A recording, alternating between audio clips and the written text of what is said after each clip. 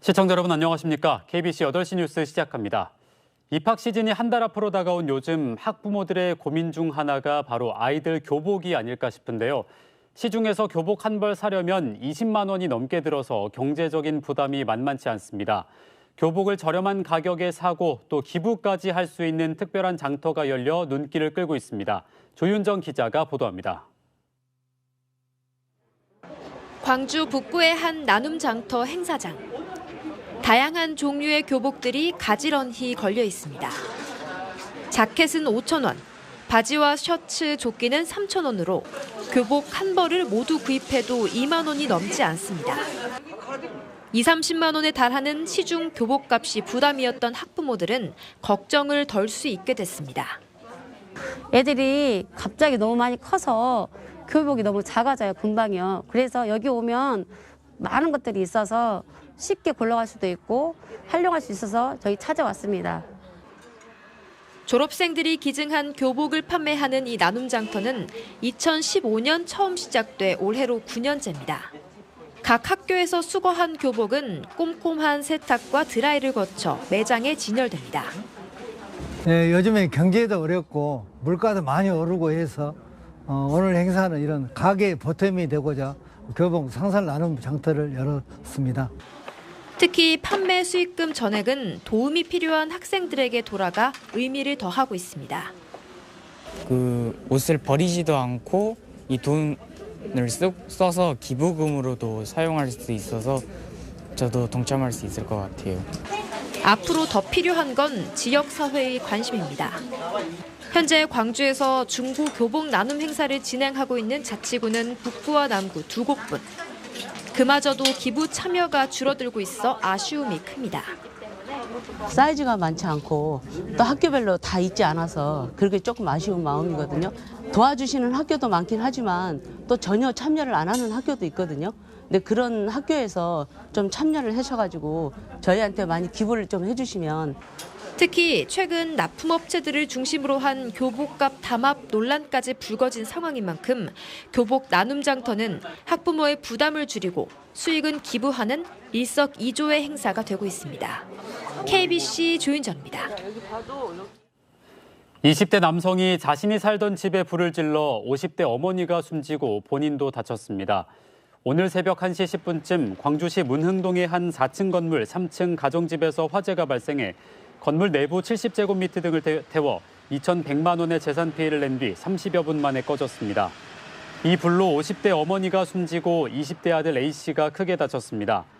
경찰은 아들이 앞서 수차례 자살예방센터에 전화를 걸고 상담을 받은 것으로 미뤄 스스로 목숨을 끊기 위해 불을 낸 것으로 보고 있습니다. 전복된 통발어선 청보호의 사고 원인을 규명하기 위한 2차 감식이 이뤄졌습니다. 합동감식팀은 오늘 목포시 삽진산단 내 조선소에 거치된 청보호의 2차 합동감식을 벌여 최초 침수가 발생한 것으로 의심되는 기관실 등을 자세히 살펴봤으며 선내 CCTV 영상 등 증거물 6개를 국립과학수사연구원에 맡겨 보관과 감식을 의뢰했습니다. 실종자 4명을 찾기 위한 수색 작업은 여전히 성과가 없습니다.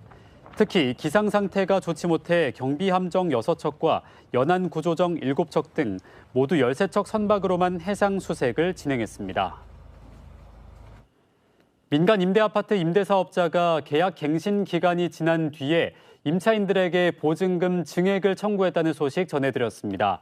관련 규정을 찾아보니까 해석이 모호했고 법에 명시된 지자체의 조정 권고는 사실상 무용지물이었습니다. 정경원 기자가 취재했습니다. 민간 임대주택에 관한 특별법 제44조 3항입니다. 임대료 증액 청구는 임대차 계약 또는 약정한 임대료의 증액이 있은 후 1년 이내에는 하지 못한다고 돼 있습니다. 계약을 체결하거나 임대료를 증액하고 1년이 지난 뒤에는 증액 청구가 가능하다는 의미입니다.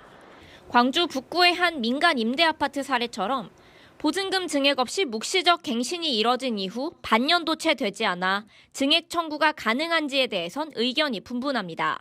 묵시적 청구가 됐기 때문에 이전 1년 사이에 증액 청구를 임대인이 요구하지 않았다면 언제라도 증액 청구를 할 수 있는 것인지에 대한 해석의 문제거든요. 입법의 부분에서 이 부분을 명확히 하지 않았기 때문에 자꾸 이런 분쟁이 생기는 것 같고 광주 지역 전세 가격이 2020년 하반기 수준으로 회귀한 상황에서 사업자가 일방적으로 통보한 보증금 인상률은 4.5% 안팎.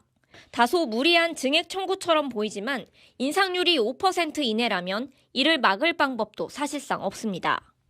민간 임대주택법 46조 3항에는 해당 지역의 경제적 사정 변경 등으로 신고된 임대료가 조정될 필요가 있다고 인정되면 시장 군수구청장은 조정을 권고할 수 있다고 규정했습니다.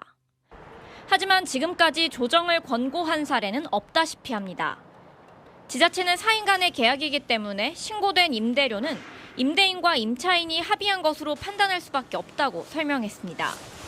이게 어쨌든 임대차 계약이라는 게 사인 간의 계약이다 보니까 그 두 분이서 의사가 이제 합치됐다고 저희는 보고. 애매한 법 규정과 관할 자치단체의 방관 속에 집 없는 서민들의 서름은 더 커져가고 있습니다. KBC 정경원입니다. 광주시 선거관리위원회가 조합장 선거를 앞두고 조합원들에게 찬조금 등을 제공한 혐의로 이 후보 예정자 2명을 경찰에 고발했습니다. 이 후보 예정자 A씨는 지난해 10월부터 3회에 걸쳐 조합원이 운영하는 단체 등 행사에 참석해 찬조금 15만 원을 제공한 혐의를 받고 있고, 이 후보 예정자 B씨는 지난달 27일 조합원 2명에게 출마 예정 사실을 알리며 3만 9천 원 상당의 식사를 제공한 혐의를 받고 있습니다. 2023 순천만 국제정원 박람회를 50일 남짓 앞두고 서울에서 열린 프레스데이 행사가 큰 관심을 받았습니다. 박람회 조직위원회는 어제 서울 프레스센터에서 박람회 D-50 프레스데이를 개최했는데, 행사에는 국내외 기자와 유명 인플루언서 등 70여 명이 참석했습니다. 홍보대사로는 중요 무형문화재 제5호 베일동 명창과 인기방송인 다니엘 린데만, 알베르토 몬디 등이 위촉됐습니다. 전라남도가 주민 참여와 지역경제 파급 효과가 높은 시군 대표 축제 10개를 선정했습니다. 선정된 축제는 목포 항구축제와 여수 거북선 축제, 광양 매화축제와 곡성 세계 장미축제, 해남 미남축제와 무안 연꽃축제, 한평의 대한민국 국향대전, 영광 불갑산 상사화 축제, 장성 황룡강 노란꽃잔치와 진도 신비의 바닷길 축제 등 10개입니다. 코로나19로 주춤했던 전남 지역 축제들이 올해는 연중 정상 개최될 예정인 가운데 전라남도는 이들 축제를 돕기 위해 축제별로 2천만 원을 지급하기로 했습니다. 군부 독재 시절 민주화의 선봉에 섰던 해남 출신 김남주 시인 추모제가 열렸습니다. 김남주 기념사업회는 구망월도 묘역에서 김남주 시인의 제29주기 추모제를 갖고 국가와 민중을 위해 헌신하고자 했던 김남주 시인의 뜻을 기렸습니다. 김남주 시인은 유신 시절 9년여 동안 교도소에 수감됐으며 시집으로는 나의 칼, 나의 피, 사상의 거처 등을 남겼습니다. 국립남도국악원이 대표 작품 섬 전국 순회 공연에 나섭니다. 진도에 있는 남도국악원은 90분 동안 공연되는 작품 섬이 오는 17일 국립부산국악원 공연을 시작으로 부산과 남원, 제주도에 이르는 전국 순회 공연을 시작한다고 밝혔습니다.